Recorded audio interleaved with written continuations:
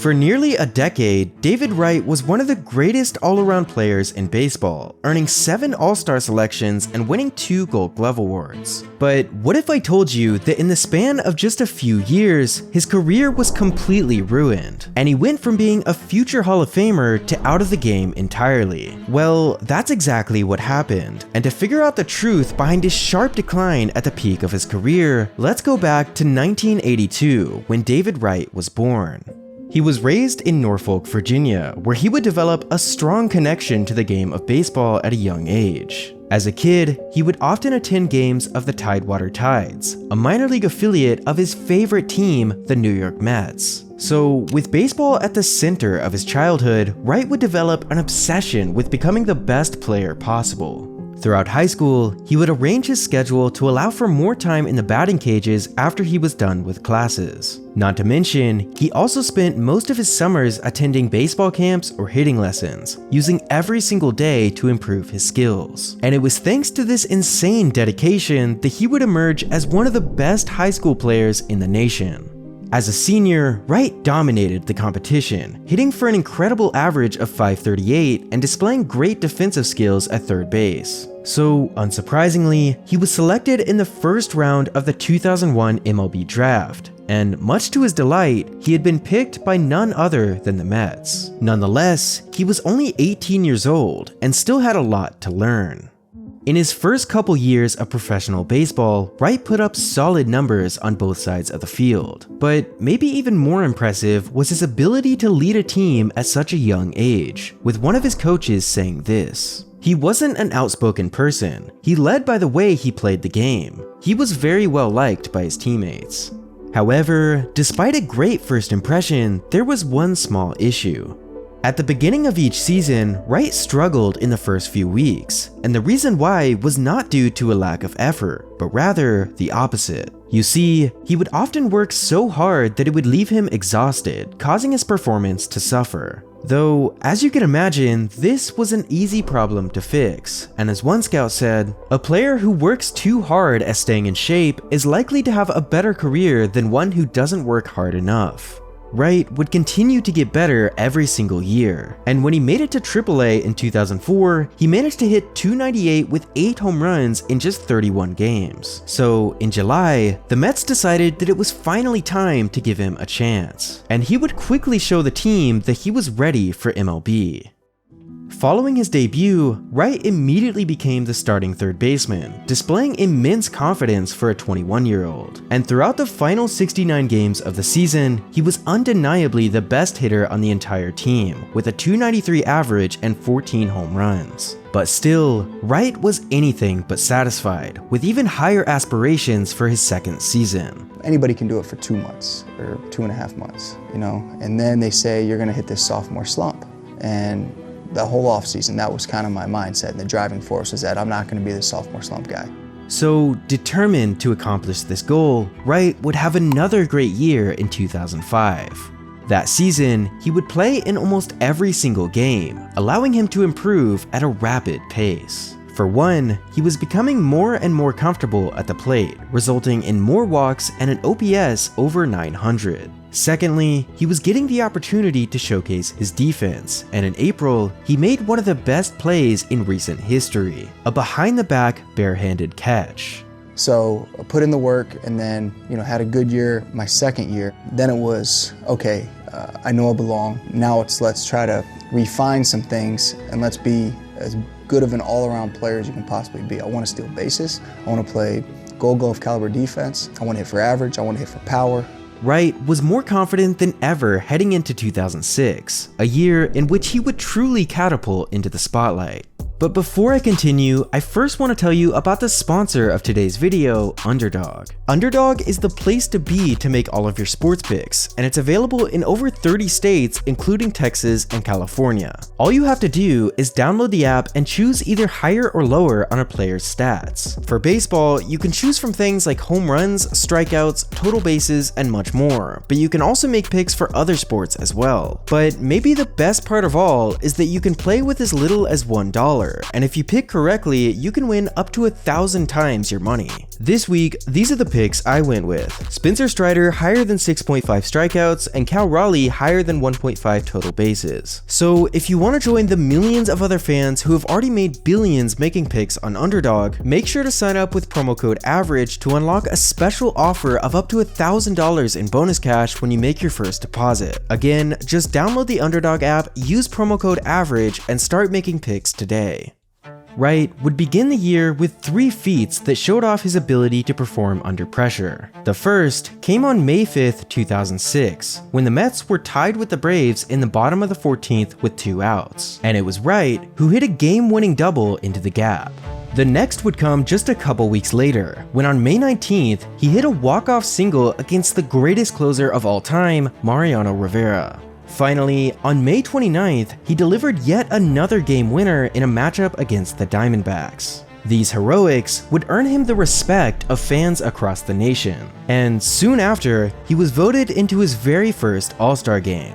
As for the Mets, the team would finish first in their division, reaching the playoffs for the first time in 6 years. However, despite his dominance in the regular season, Wright would struggle throughout his first postseason. And unfortunately, the team would fall to the Cardinals after a hard-fought NLCS. But this failure was nothing but motivation for the 23-year-old, because he had followed through on becoming an all-around player by stealing 20 bases, playing solid defense, and continuing his dominance at the plate. Yet, in 2007, he would somehow manage to take everything he had achieved so far to another level. To start the season, he would extend a hitting streak from the previous year to 26 games, the longest in franchise history. And it was thanks to this hot start that Wright earned his second All-Star selection. But even more notably, he would become just the 29th player in MLB history with at least 30 home runs and 30 stolen bases in a single season. That year, he emerged as one of the best players in baseball, coming top 5 in MVP votes and winning his first ever Gold Glove award. Over the next few years, Wright would continue to perform at a high level. From 2008 to 2010, he picked up 3 more All-Star selections along with a second Gold Glove. And with 0 major injuries throughout his first 7 seasons, he had without a doubt become the most valuable player on the Mets. However, in 2011, something happened that made people begin to worry about his future.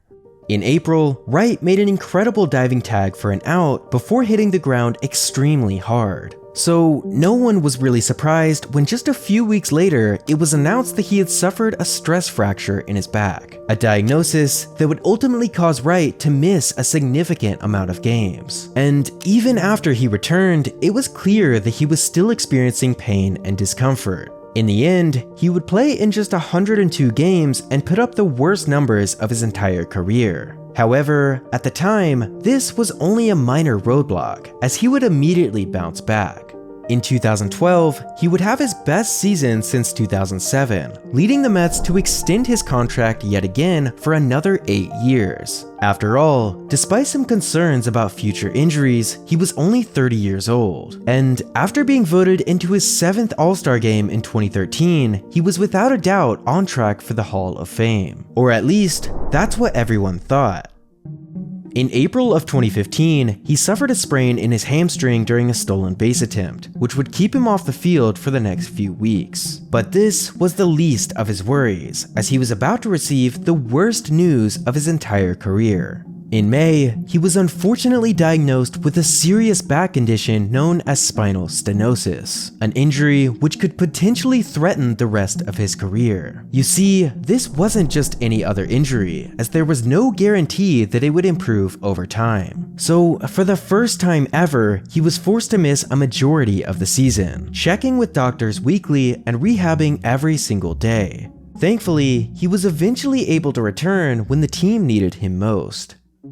He made it back to the field in August, and the Mets were suddenly in the hunt for a championship. Because after finishing first in the NL East and sweeping the Cubs in the NLCS, the team had made it all the way back to the World Series for the first time in 15 years. And in Game 3, Wright would hit his first and only home run in a World Series. So even though the Mets would eventually fall to Kansas City in 5 games, this moment meant everything to David.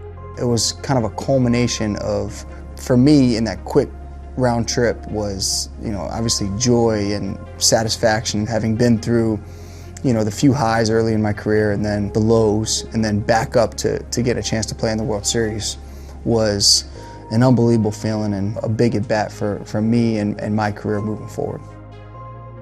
In order to continue playing in 2016, an extensive 4 to 5 hour pre-game workout was necessary due to his condition. But to Wright, it was worth it, as it meant that he was able to rejoin the team at the beginning of the year. Now, obviously, he was no longer the same player he once was, but he was making it work nonetheless. That is, until June of that year. At the beginning of the month, Wright was diagnosed with a herniated disc in his neck, meaning that he would be out for at least 6 weeks. This was a devastating blow to the team, and his manager, Terry Collins, said this: "His leadership off the field is second to none. I know he'll put the time and effort into the rehab to get back, and we'll just hope he gets back soon."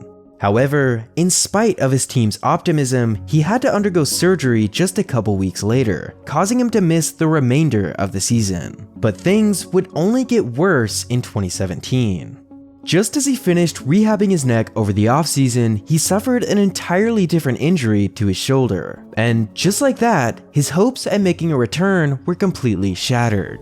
When I woke up in the mornings, and I've said this before, it was going to be something is always a concern. Whether it's my back, my neck, my shoulder. Some days that pain in any one of those 3 areas or all 3 of the areas could be moderate and manageable. And there were some days where it was, too painful to think about baseball. But this was not the way Wright wanted his career to end. And the following year, he would make one final attempt at a comeback.